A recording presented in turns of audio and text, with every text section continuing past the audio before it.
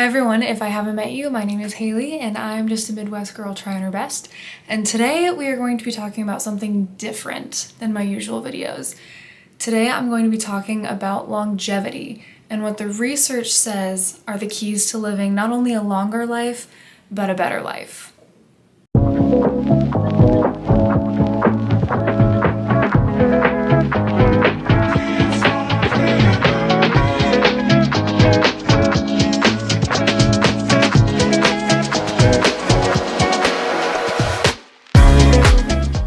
Now, I'm also a doctor of physical therapy that works in geriatrics currently, and so not only do I see longevity in people who don't have longevity, but I also know how to read research and how to come up with proper research questions in order to find answers to the questions that I do have. So that's exactly what I did. I'm going to be sharing some research that I found talking about all of the different facets of longevity, from diet to exercise to social habits and also genetics.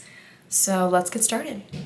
So if you see me looking down, I have my computer with my notes in front of me, and I also have a little paper with some notes in front of me. So don't mind that, but I wanted to start off by defining what longevity is, because we are so obsessed with anti-aging and with prolonging our life, but I personally feel like there's a big difference between looking young and feeling young. And so according to the Webster Dictionary, the definition of longevity is long duration of individual life, permanence, durability, remaining useful for a long time. So it's not just getting to 90 or 95, it's getting to 90 or 95 whilst also having a quality of life. I think that durability and that remaining useful really differentiates longevity from simply living longer.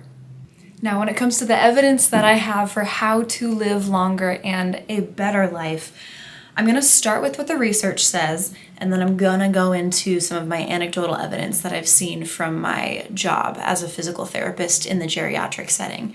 So for any of you research nerds out there, my parameters were 2022 or newer, and I was really looking for reviews and meta-analyses over case studies, just because case studies don't tend to have the highest quality of evidence. So I'm going to start with the 2022 narrative review by Dominguez et al., and it's called Healthy Aging and Dietary Patterns. I'm going to link all of the papers that I used for my research, but I'm just going to give you the highlights of all of them. So this first one, I just put down some bullet points. I'm going to read those bullet points to you. So a healthy diet earlier in life makes a difference, but it's also never too late to change. Whole grains and other carbohydrates with micronutrients and fiber report associations with lower risk of ischemic heart disease, stroke, cardiovascular disease, and cancer. So when you're talking about whole grains or other carbohydrates with micronutrients, you're talking about whole grains as well as vegetables, things like beans, legumes, things like that, versus white bread or table sugar that is high in carbohydrates but lower in micronutrients. So you're really only getting the glucose hit to your blood sugar and not a whole lot else. They also found that high consumption of fruits and vegetables have been inversely associated. So the greater the consumption of fruits and vegetables, the less risk you have for things like hypertension, which is high blood pressure, type 2 diabetes, metabolic syndrome, which also kind of goes into diabetes but includes a few other disorders as well, chronic obstructive pulmonary disorder or COPD, and then different types of cancers. They also found that adequate protein intake is necessary for muscle mass and muscle function, which is something that we shouldn't be surprised about. They did go into talking about the different types of protein. So over-consuming red meat has been associated with an increased risk of various cancers and cardiovascular disease, though there's a caveat. This type of protein is usually more bioavailable, so it's easier for our bodies to digest it as a full protein, which is beneficial. So something that they talked about is either trying to do lean red meats like venison or 93% ground beef instead of 85 or 80% ground beef. And then also enjoying in moderation. A lot of times you go to a restaurant and you get these like massive 10-ounce steaks, and that's really more than you need to get the protein that you need. They recommended anywhere between 3 and 5 ounces of red meat per meal versus having a massive quantity. is going to lower your CVD risk, which is cardiovascular disease. They also brought up unsaturated fats, so that's plant oils, fish, nuts, seeds. They've been associated with a lower risk of cardiovascular disease, cognitive decline as well, and also developing insulin resistance, which is something that we see a lot in type 2 diabetes or even pre-diabetic people, starting to kind of notice a little bit of that resistance. And then the overall statement that they had at the end was diets around the world that are linked to longer lives and more longevity-filled lives are mostly plant-based, have lots of whole grains, unsaturated fats, I can't talk today, adequate protein, mostly plant-based or fish protein, inclusion of spices and herbs, actually, which I thought was interesting. They talked a lot about antioxidants and different micronutrients that were found in spices and herbs, little alcohol consumption, and then small amounts of sugar. So I know that was a lot. The second article is by Santa Cruz et al. It's a 2024 narrative review, and it's called Healthy Diets and Lifestyles in the World. Mediterranean and Blue Zone people live longer. Special focus on gut microbiota and some food components. So I did not actually have access to this whole article, so I only got sort of the cliff notes, but from what I was able to read, it seems like they found similar diet conclusions to the article previously mentioned. Now, when they're talking about these blue zone people, they're talking about folks in Japan, Mediterranean climates like Greece, different parts of Italy. Just there's a section of the earth that people tend to live longer, and they're called the blue zone people. And they found that a lot of people in those zones tended to have a diet similar to what I just described from the previous article, but they also mentioned some different factors as well. So consistent physical activity, whether that's walking to stores instead of riding in a car to stores, going on walks with your family, traditional cardiovascular and musculoskeletal strengthening. And then they also talked about intense social interaction, so having healthy relationships and lots of them. And then also living with an optimistic attitude, they found tended to increase not only the length of people's life, but the quality of people's lives. And all of those aspects are found in these blue zone people. Now, this article I found fascinating. It is a pretty lengthy article, so this could be a whole video in and of itself, but I'm going to try and keep it short. This is a meta-analysis looking at studies from multiple databases by Martinovic et al. It was written in 2024, and it's called Climbing the Longevity Pyramid, an overview of evidence-driven healthcare prevention strategies for human longevity. So the whole concept of this article is that longevity is a pyramid. And at the bottom is what you should spend most of your time and energy focusing on. And then as you go up the pyramid, you should spend less and less time on these things in order to not only lengthen your life, but also increase your quality of life throughout your lifespan. And so the base of the pyramid, which I found really interesting, was preventative healthcare screenings and diagnostic testing.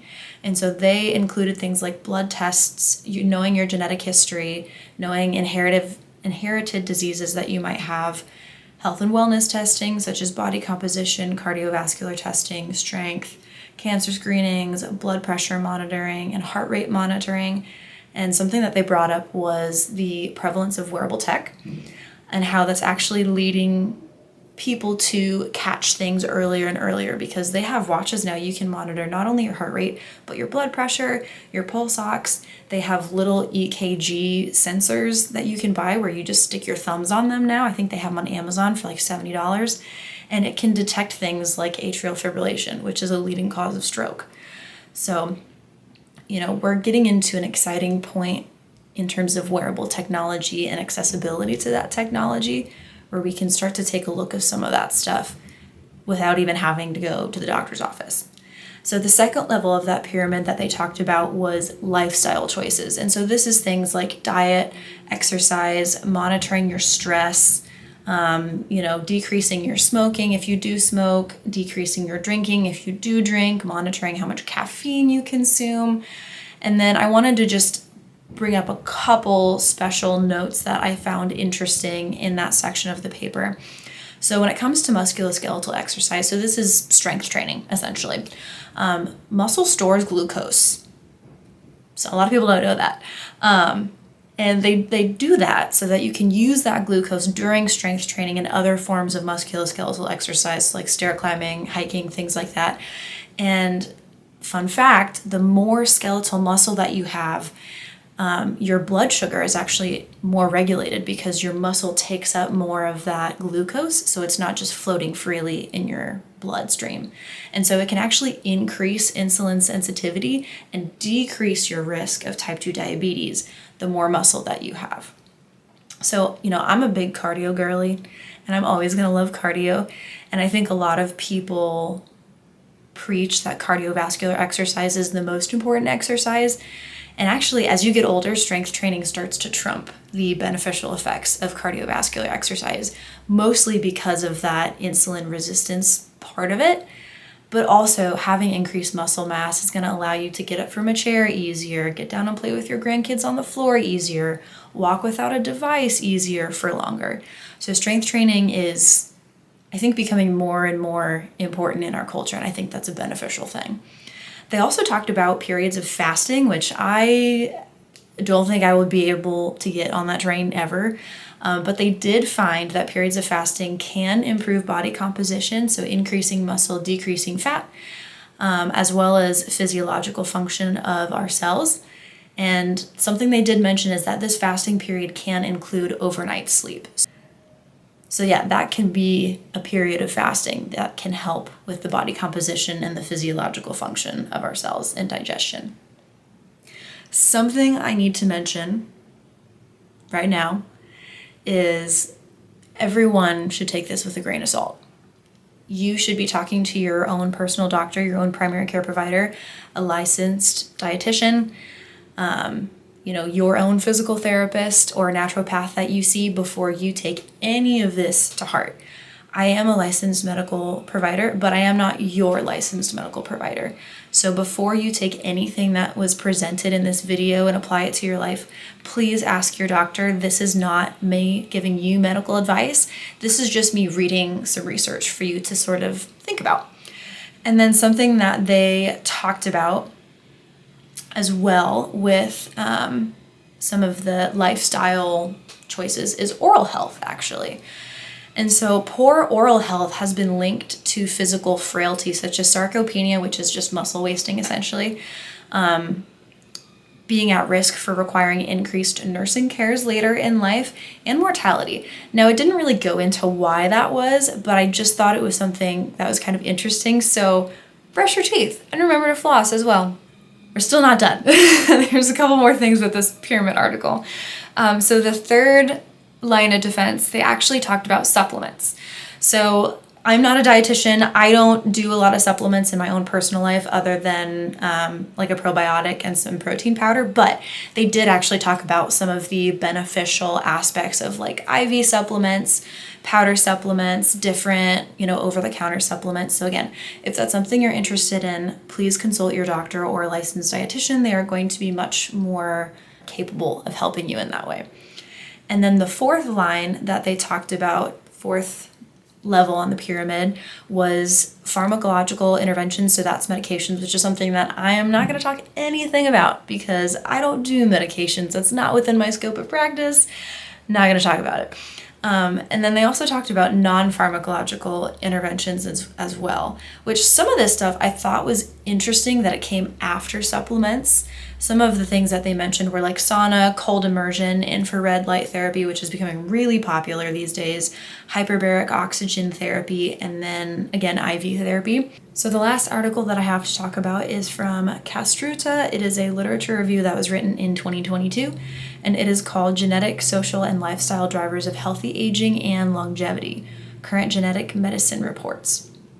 So something interesting that they found that I had never heard was that they believe up to 25% of your lifespan and health span is influenced by genetic factors. So things that you can't control, whether that's a predisposition to cancer, a predisposition to hypertension, or other chronic diseases.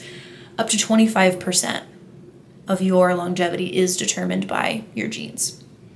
But that also means that up to 75% of your longevity is not left up to genes. It's up to your environmental factors, your social factors, your health and wellness factors, your lifestyle choices. And so I feel like that should make us feel better, but it should also be a call to action that no, we're not helpless against our genetics. 3/4 of our longevity belongs to us. The choices that lead to longevity belong to us. I feel like a lot of people just say, oh, I was born this way, like my parents were like that. But you don't actually have to follow in your parents' footsteps, according to this article. The other thing they talked about, again, was the blue zone people. So things like healthy diet, increased sense of purpose, optimistic outlook on life, healthy social relationships, and consistent physical exercise are all found to lead to living not only a longer life, but a better life. None of which should be surprising to us at this point. So with all that research being presented to you, I want to present some of my anecdotal evidence. So a little bit about my background. I've been in the geriatric setting for about a year. After I graduated with my Doctor of Physical Therapy from Des Moines University, and I am licensed to practice in the state of Iowa. And the place that I work at is a little bit lower on the socioeconomic status ladder. So we not only get a lot of people who, just don't have a lot of money, but we actually have a really high homeless population in the facility that I work at. We have a lot of people who have had substance abuse problems in the past, whether that's alcohol or drugs, a lot of nicotine abuse, a lot of chronic illness. That's not saying that everybody that I work with is that way, but the things that I have observed as things to avoid if you want to increase the length of your life and the quality of your life is drugs and other substances such as alcohol and nicotine. I can't preach this enough. It makes such a big difference in so many different ways.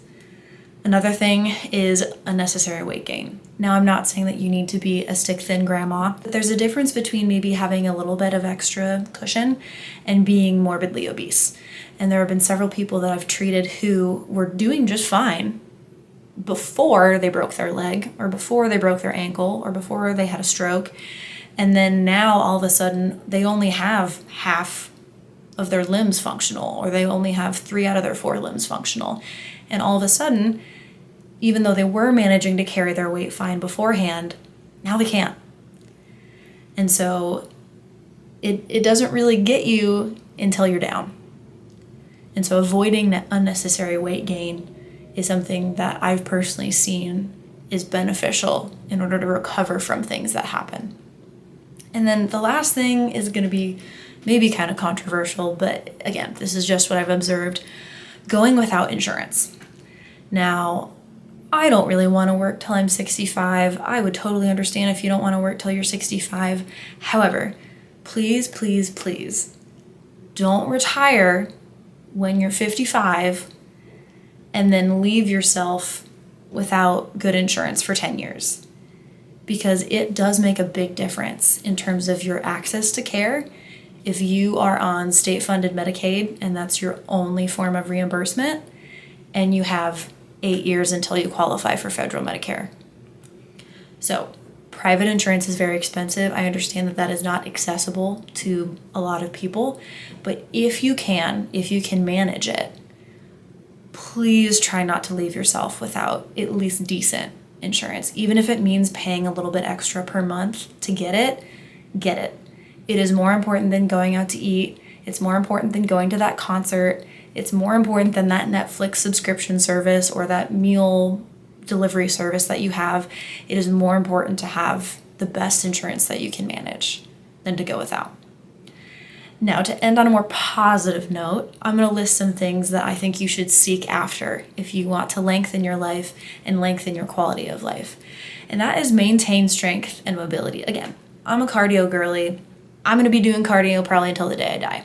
However, not having enough strength to move your body well, bad news. Bad news. And specifically, I've noticed that having strength in your quads, your glutes, and your shoulders, it cannot be overdone as you get older. And then maintaining mobility. I've seen a lot of people whose shoulder mobility is not very good, their hip mobility is not very good. And, there is sort of a balance between stability and mobility that you have to figure out. I'm not saying that you need to be doing crazy yoga and bending your body in all sorts of different ways, but at least being able to continue to move your joints in a healthy way as long as you can is important. And then healthy balance of nutrient-rich foods and treats. I'm not saying that you have to give up sugar. I'm not saying that you can't drink pop. I'm not saying that you can't drink alcohol. I do all of those things.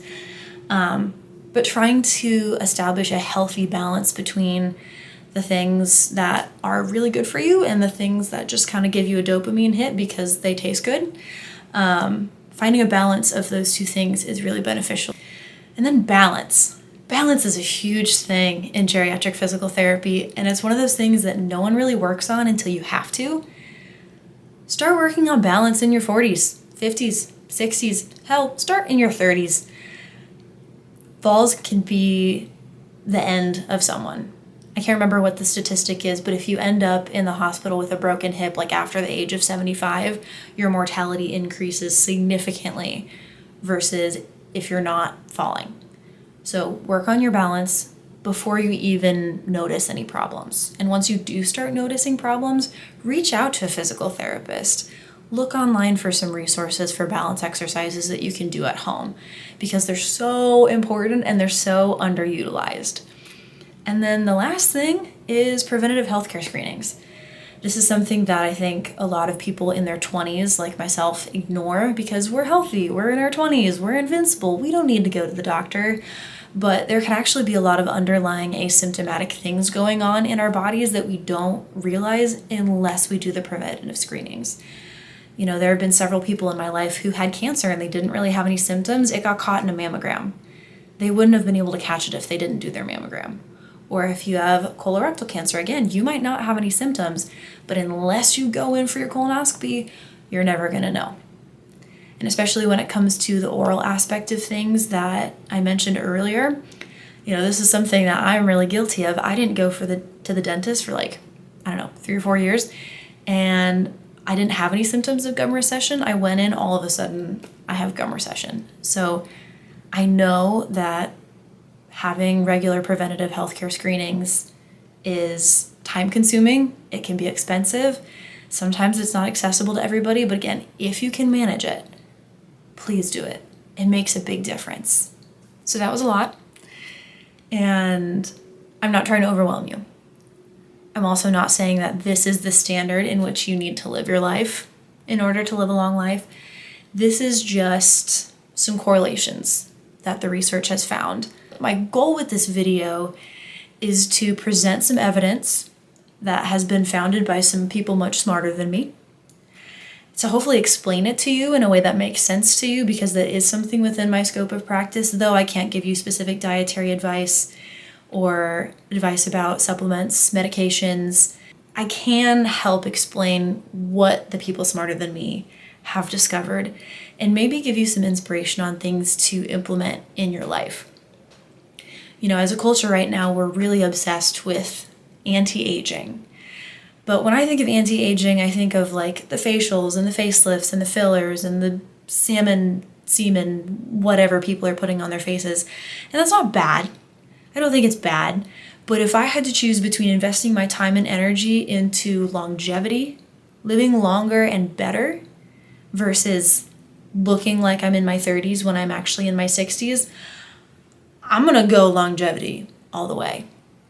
And if that's you, I hope you found some points in this video interesting. Let me know if you've found something that you feel like has helped improve your quality of life. And also let me know if you disagree with any of these things. There were some things in here that were kind of hard to hear. I'm an Iowa girly. I love my red meat. And, hearing that there is still a risk of cancer and cardiovascular disease with over-consuming red meat, it wasn't fun to hear, wasn't fun to say. But sometimes the truth hurts and sometimes it's not what we want. And also, everything works different for every person. No two bodies are the same.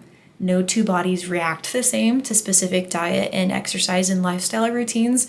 So take all this with a grain of salt and just do the best you can. I hope you enjoyed this video, and let me know if you want to see more research-based videos like this, because it was really fun to put together. Bye.